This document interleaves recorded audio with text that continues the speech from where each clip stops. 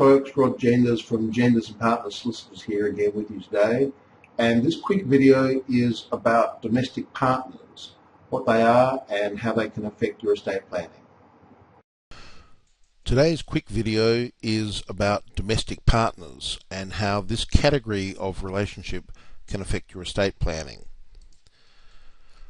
Now, everyone has heard of legal spouses, husbands and wives, and most people know about de facto spouses, where people can live together as husband and wife, although they're not legally married.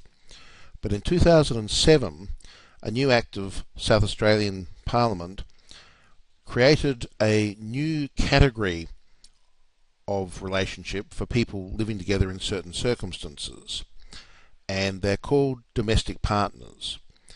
And it gives new legal rights and duties to people in a relationship, whether they're opposite sex or same sex de facto partners, but also to other partners who might not be in a sexual relationship at all, but still live together on a genuine domestic basis as a couple. Now, certain legal rights and duties automatically arise if the partners, these domestic partners, have been living together for 3 years or more.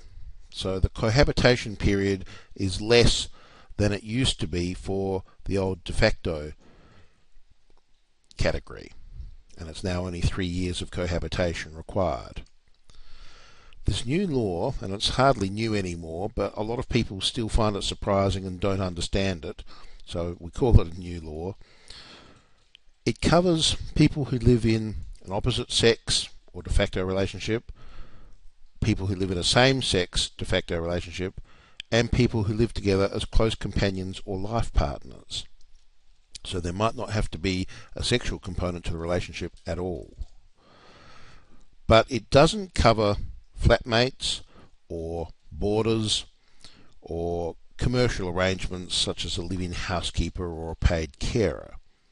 You have to be living in a genuine domestic partnership.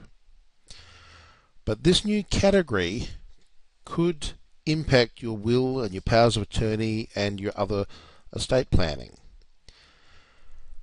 Now, a will is a very inexpensive document to prepare, but the consequences of getting it wrong can be pretty substantial. This legislation has made it more complicated to cover the estate planning requirements of people who live together but are not married. For example, you would probably be aware that it is illegal to have more than one lawful spouse. It's called bigamy. But under this new domestic partners legislation, there is no restriction to the number of domestic partners you can have. So it could in fact be for probate purposes that a person has more than one domestic partner. And that could be quite a alarming development for the family members of a deceased person. This is an area where you want to take specialist advice. So one or more domestic partners could exist, and each of them might have claims against the deceased estate. If a married couple separated and the husband died without leaving a valid will, and he had a domestic partner at the time of his death, so what that means is he's got a lawful wife from whom he's separated but not yet divorced, but he was living together with somebody else, male or female, in a domestic partnership, then both the lawful wife and the domestic partner would share the benefits that the wife would otherwise have taken by herself. And that's a substantial change to the way the law used to operate.